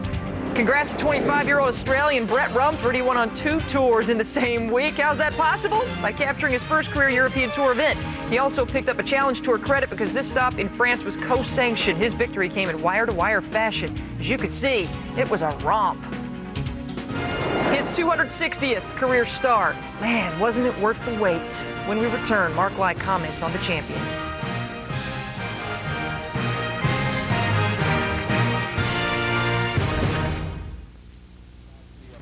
I was there in the Butler cabin when they slipped on 6 screen jackets. I was there with 5 champions as they raised the claret jug. I was there for 34 major victories. I was there for every stroke of 368 worldwide wins. I was there at the game's greatest moments. I'm back for more.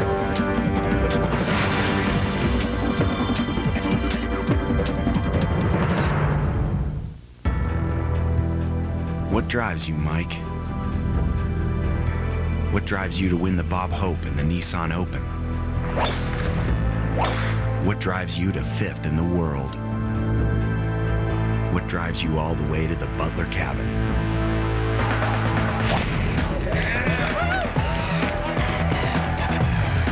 The R580 from TaylorMade.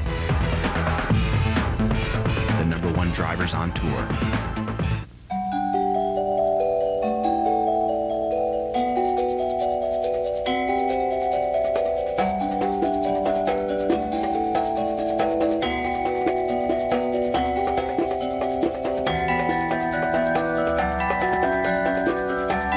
Protection. It's not what it guards you against. It's what it lets you do. Continue. Ace Group, Global Protection. The Open Championship, golf's oldest and most unpredictable major. It's been known to blow away the competition, where only a few of golf superstars have survived. The Golf Channel will be there to take you beyond the network coverage. No one gets you closer to the players, brings you the latest news, up-to-the-minute scores, plus much more. Experience Open Championship Week on the Golf Channel. July 14th through the 20th. Presented by Grey Goose Vodka.